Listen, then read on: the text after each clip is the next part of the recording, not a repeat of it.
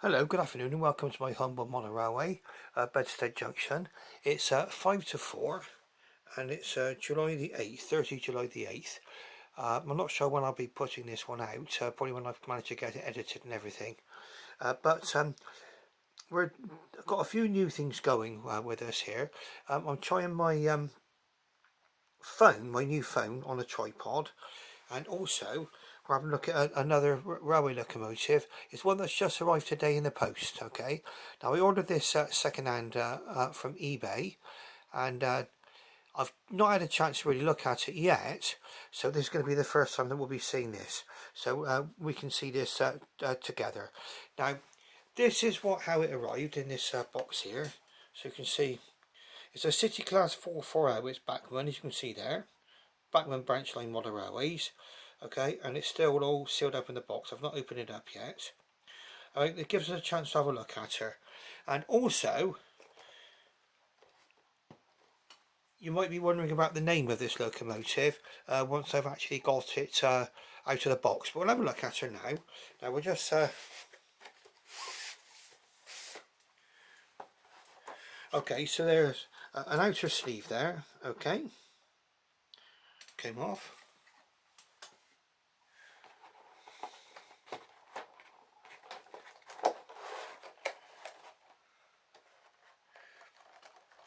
And it comes in a block of ice packaging there, in a sleeve.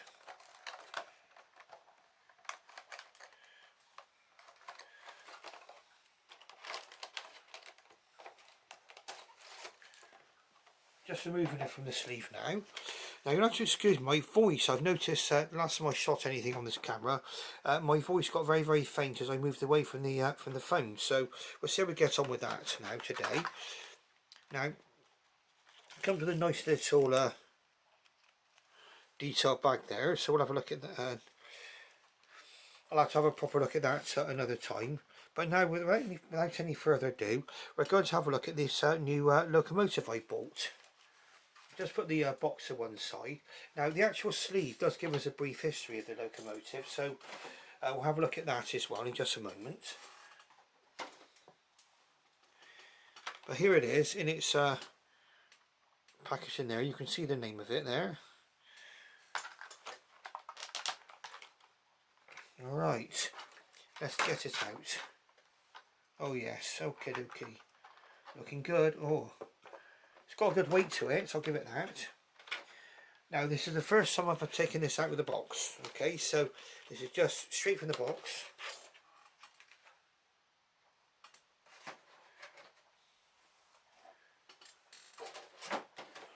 And we're going to be doing some of this. We're going to be doing a mixture today of tripod and handheld work. So you'll have to excuse me if I knock the tripod around a bit. This again, as a relatively new YouTuber, I'm in uncharted territory a lot of the time when I'm doing this, so you'll need to bear with me. Okay, so we'll have a closer look at this locomotive right now.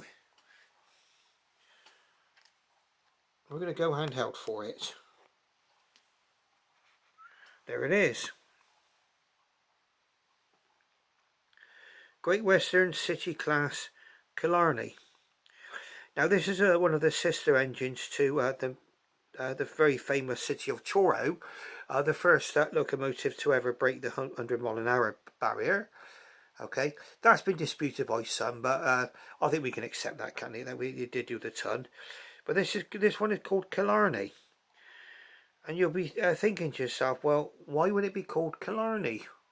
And we'll go into that a little bit later. I mean, Killarney is in County Kerry in Southern Ireland. Okay. And normally you would find, like, well, City of Truro, that's in Cornwall. City of Bath, which was the first one, that's in Somerset. And then we've got an engine that's named after a place in Ireland. Okay, well, we'll go into that in just like I say, in just a few moments. Get around to that. Now what I'm going to do is I'm going to put this one onto the tracks. Okay, and we've not run her yet, so I've not even run her at all, so I've no idea what it runs like, what it looks like. Now from here you might be able to see it's an 040. Okay, so that's No, it's not an 040 actually. It's a 440. I do please excuse me. I think it's all this excitement of getting it out of the box. Let's have a quick look and we just see. Make sure I'm getting my facts right. Yes, it's a 440. Okay, so 4 leading wheels, 4 driving wheels, no trailing wheels. And the 440 was a very, very common form of engine during the Victorian era. Okay, and this one was where it got its origins from. Okay, but it did come out in the Edwardian era, which would have been during the reign of Edward the 7th. Okay, that's what I believe. Now, 3708 Killarney, 440, Great Western. View there of the coal and everything else, and the detail there, and a view along the top of the boiler there. So it looks good from here. I mean, to me, it looks like a nice little locomotive. I'm loving it already. The coal's quite shiny, but it could have just been dampened down, couldn't it? I mean, they used to spray water over the coal to stop the coal dust from going all over the place. So that could be the case with this one. But I quite like that actually. Yeah, that's quite fine. Now, I don't normally look at these locomotives in any great detail because you usually get to see them running, and my kind of sight relates to what these locomotives runs like, what they will run like, and what the history is. You can see it's got a separately fitted dart, would appear. Yes, it has. Yeah, that's all looking good. I'm guessing the vacuum pipes are in the accessory pack. Okay. Turn around a little bit more there. Closer look at the nameplate there. Killarney.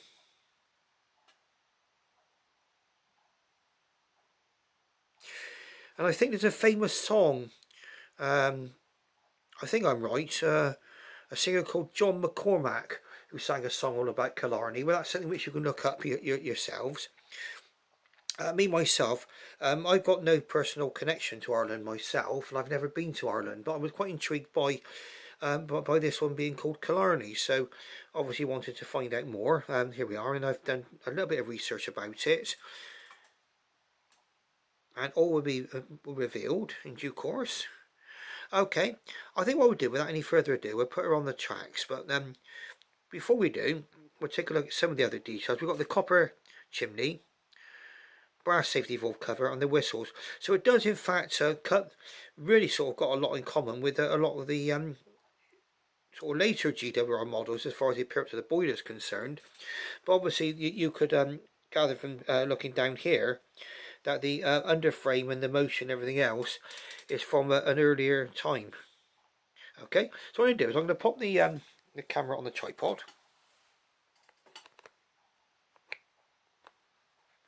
There we are, just check it locked on there correctly. And we'll just aim that to where the train's going to be. We'll have a little look at the locomotive on the tracks in just a moment. Now you'll notice that I use a railing ramp. Certainly I find that, you know, I can't get down level with the track unless I get down quite low, so this does help me greatly. If anybody hasn't bought a railing ramp, maybe it might be worth considering buying one, and you'll see how easy these are to use. And obviously this will be for someone who's a beginner, but there may be some of you out there who've been doing modern railways for ages, and you've always sort of been able to put everything on the tracks without any problems.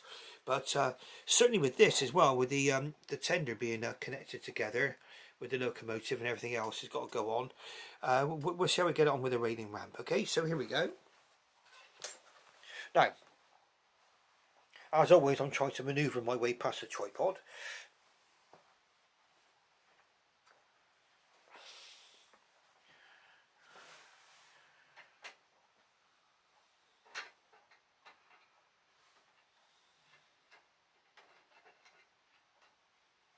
Right, here we go. Let's see if we can get her safely onto the tracks.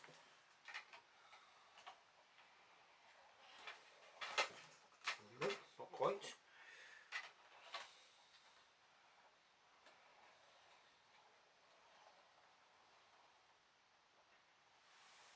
Right, I think we've got her on the tracks now. So let's have a little look.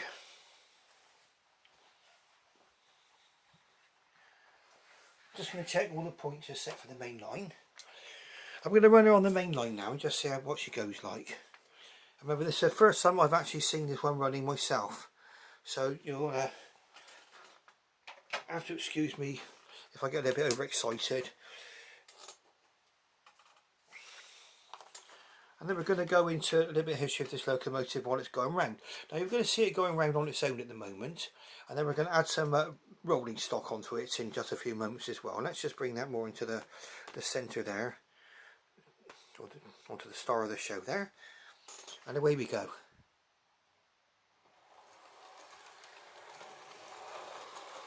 Right, well, we'll wait for it to come back round again.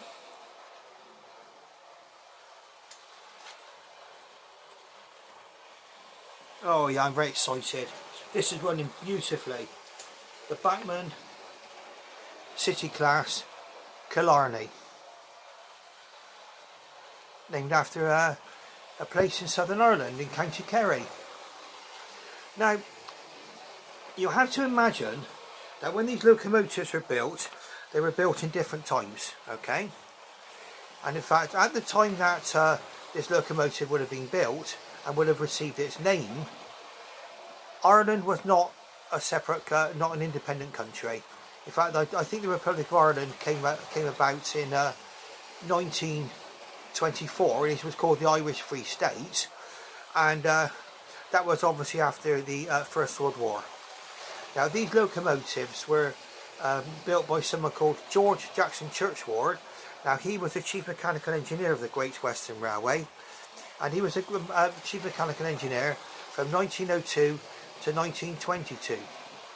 Now, what George Jackson Churchward was faced with was that there was quite an odd collection of locomotives, and that's no disrespect to the previous designers. You have to imagine that the Great Western Railway had not long converted its sort of railway lines from the broad gauge to the standard gauge. With that, some of the broad gauge locomotives disappeared. Some of the former broad gauge locomotives were converted to standard gauge. Not long previously to actually Churchward coming into office as chief mechanical engineer, his predecessor William Dean had brought about the series of Dean single wheelers, and this one here is a 440. It's obviously a later development. It's got more driving wheels. Okay, now the reason why this one was called Killarney is because the Great Western Railway actually served Killarney.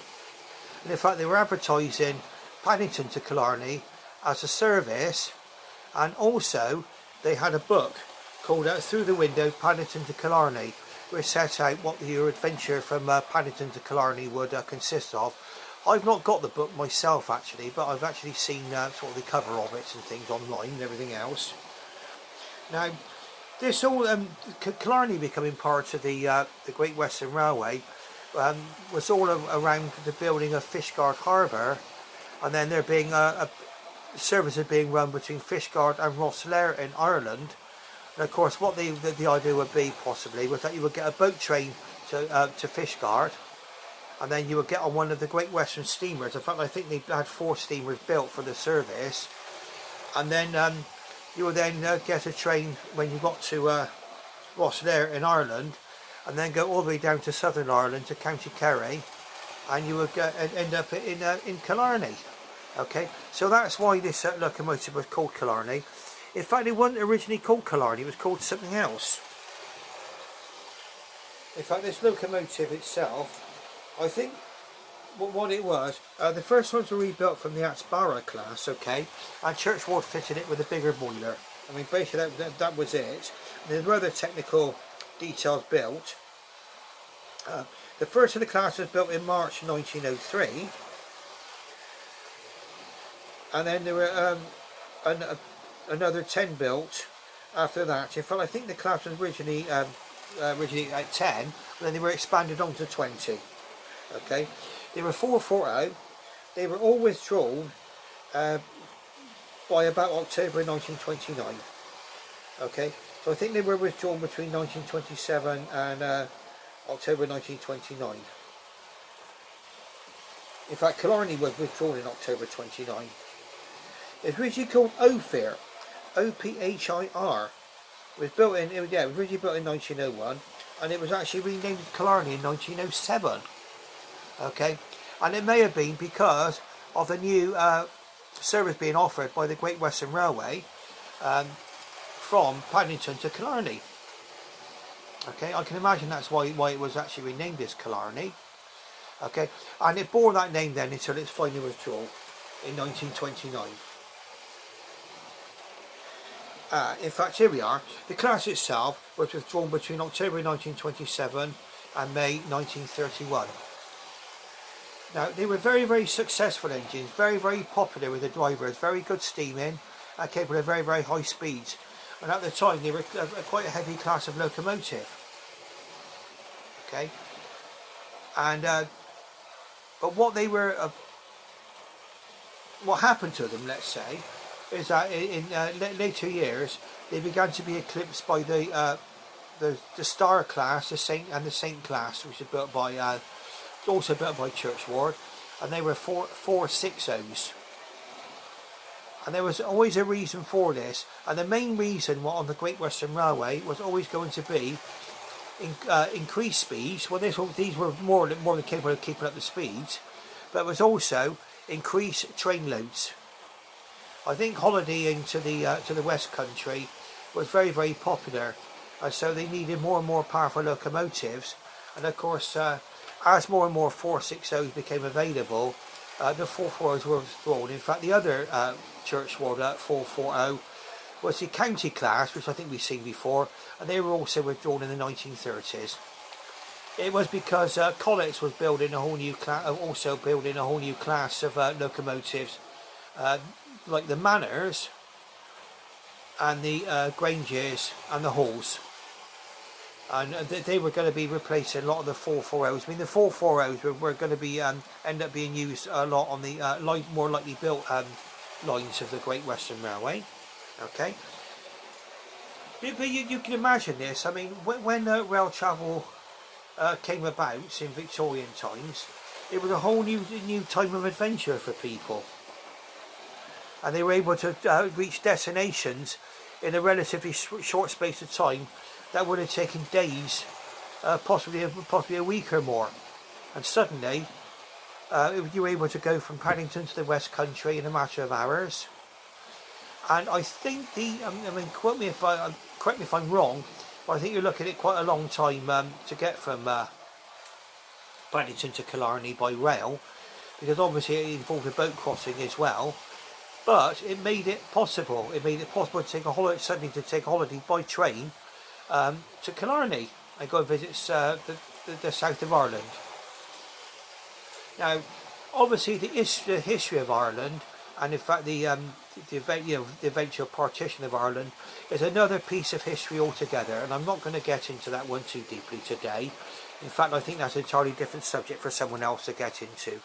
But at the time when these were actually built, Ireland was still part of the United Kingdom. It was not an independent country. And in fact, even after Ireland was became independent, the Great Western Railway continued to offer this as a destination from Paddington to Killarney. I've seen books certainly from 1926. I think it's for sale online at the moment, actually. Through the Window, Paddington to Killarney. And I should imagine that book would be a promotional book, and that would tell you what your adventure was likely to be. Now, we're going to get into the locomotive a little bit more in a moment. We'll have a little look at it running as well. We've seen it running as I'm talking. And we'll slow her down a little bit. And we'll see what she's like as a slow runner. I've not even looked to see what kind of pickups it's got. So, I mean, I've not turned it upside down or anything else. For me, the acid test of any locomotive is how they deal with points. Now what I'm going to do is it's gone through one set of points quite easily. We're going to swivel things round a little bit, and we'll see it going over the other set of points over there. Perfect. In fact, we're going to slow her right down. Bachmann City Class Killarney. Now I should imagine that mechanically, as a model, City Troll will be very, very similar to this.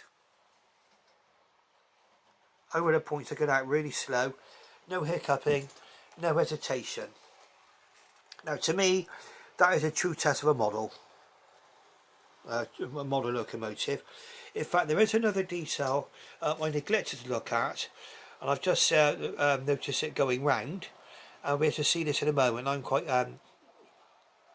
happy about this too, quite blown away by it in many ways. But we'll bring her around now. Let's slow her down a bit more, shall we? Let's see how she goes down really, really slow over these points towards us.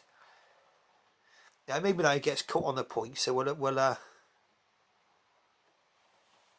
no, not caught on the points at all. Went over there perfectly. Okay, we're going to bring her around a little. I'm going to go handheld for a while.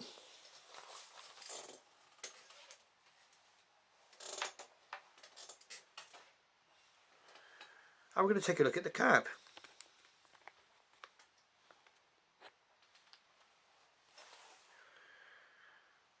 Wow, look at that. Fully detailed cab. Beautiful. What a lovely cab. See if we can zoom in a bit. Oh, there we are.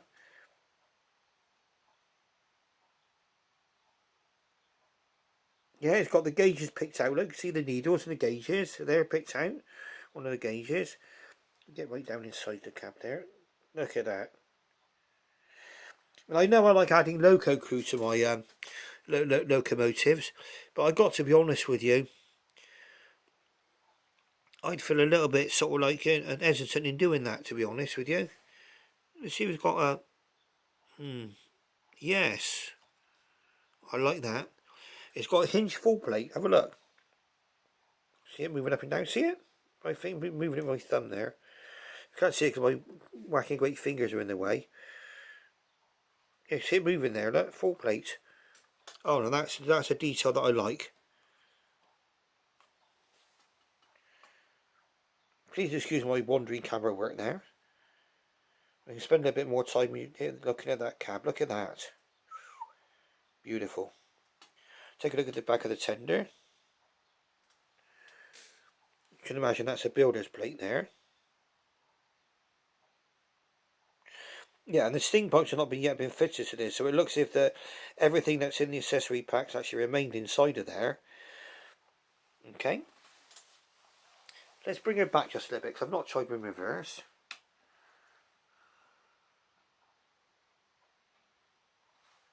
In reverse? Nope. I am now.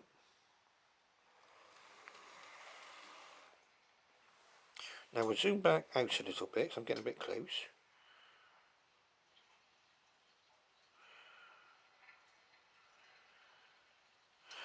That's better. Killarney, look at that on the rails, beautiful. I think they're built with inside cylinders, these particular locomotives. Now, the later county class built by Churchward, which was basically a shrunken down Saint, they had outside cylinders. But and although the county classes got a reputation for good running and everything else, they also gained a reputation for rough riding. Okay, a lot of swaying from side to side apparently, but these were very, very smooth running, capable of very, very high speeds over the rails. See the number plate there, 3708. There was so in great detail there. Killarney. Okay, so that's why she's named Killarney. Okay, and it looks like it was probably named especially as Killarney for the new fish guard to Rosslare service being offered. So it would be possible to go right from Paddington into through Ireland and down to County Kerry. Okay, so that's brilliant. Okie dokie. Let's bring it back up onto the tripod again. Now what we're going to do, If I can get it back onto the tripod, that is. There we are. Just please bear with me just a moment. I'll be back in just be back quite briefly, because we're going to try her with some rolling stock. I'm going to try with some rolling stock. Please excuse my voice getting a bit faint. I did notice that as I went a little bit further away from the phone, and the last thing I did was that my voice got a little bit fainter the further I got away. Okay, that didn't happen with the camera. I'm not shooting this on a phone, but we'll see how we get on with this. Okay, so what I'm going to do is I'm going to pop the railing ramp on again. And I've got just the coaches for this train.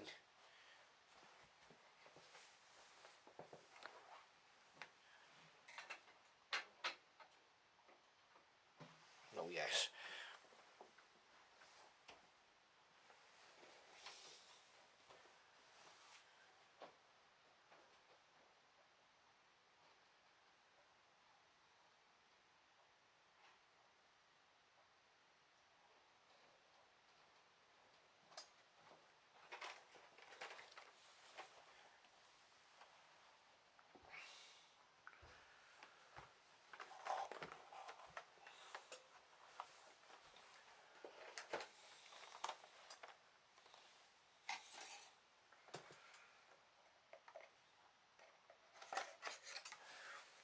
Right, here we go.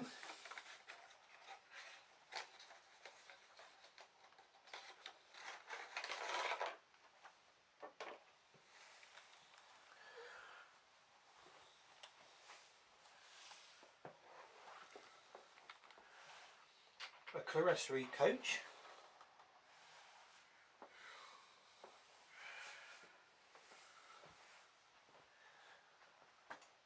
Just find the other composite coach just a moment. That's a break.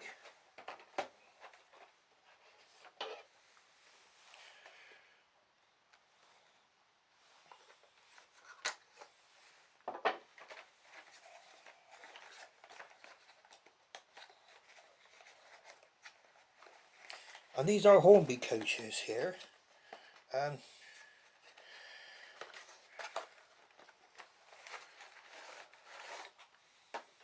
Okay, so we're just going to pop the other one on.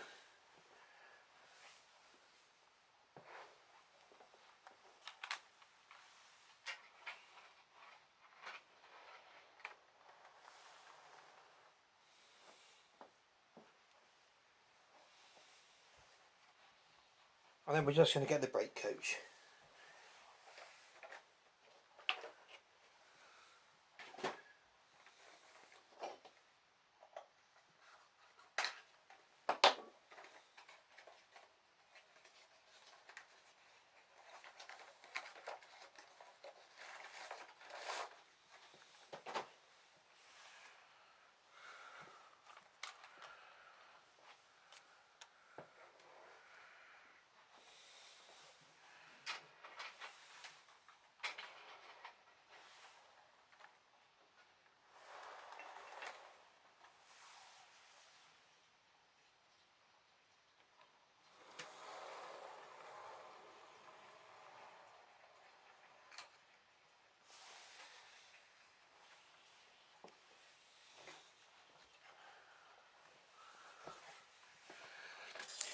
Right, so now we've got the train coupled up.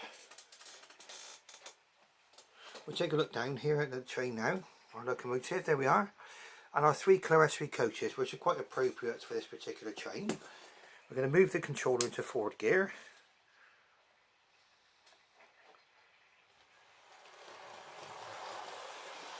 Yeah, and it's making very, very light work of these 3 coaches.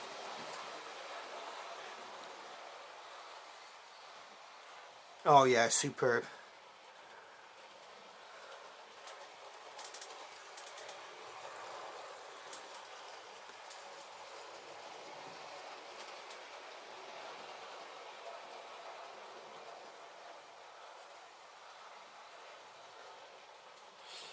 Now, the Killarney coaches were designed by Churchward's predecessor, William Dean, okay, and he was the chief mechanical engineer, I think, from the 1870s up until 1902, when he sadly passed away. And that's when George Jackson Churchward became the chief mechanical engineer.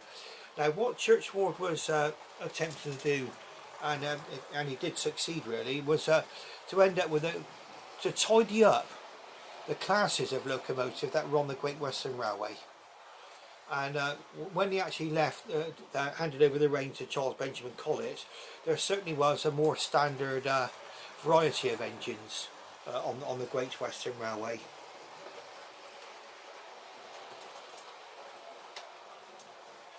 And of course, one of the things that they wanted to have was standard boilers, standard wheels, standard motion, interchangeable parts and things. I think that was to make our maintenance a lot easier at Swindon Works. You imagine this sort of thing, it was built in the early 1900s. It gave great service right the way up until 1929. And that's when you would have seen a lot of the holes and the granges and everything else. Those sort of designs were beginning to appear. Or they would have certainly been on Collett's drawing board, at least anyway.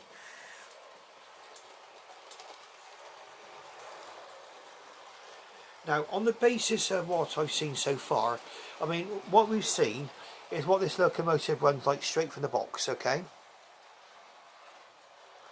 And I've had no need to mess about with it at all. It is running perfect. So now I might give it a light oiling, but I take the line at least that if it's not broke, don't try to fix it. So I'm not going to take it to pieces or anything like that. It's running perfectly well.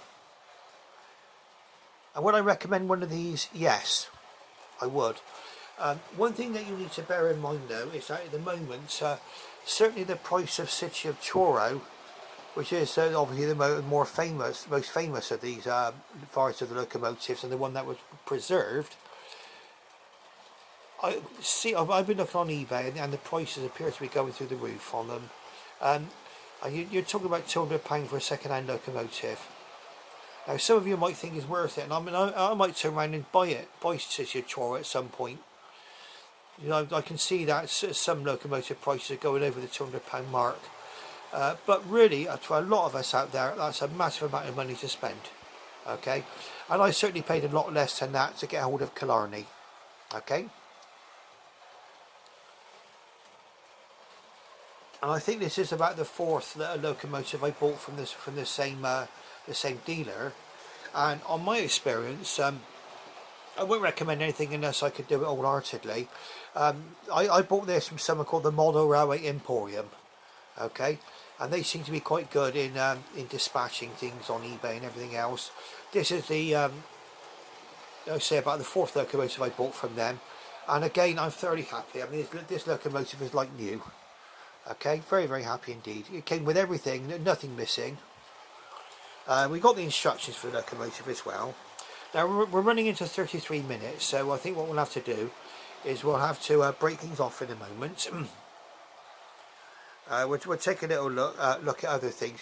We might have another look at this one at some other date, but obviously it's been the first day I've actually had my Killarney available to run. Okay. Now, if you like what you see, obviously if you want to see more videos, subscribe and ring that bell to make you aware of my new videos. Okay. Now, thank you very much for your interest. Thank you for watching, and I should bid you farewell for now, and goodbye. Thank you very much. Bye bye.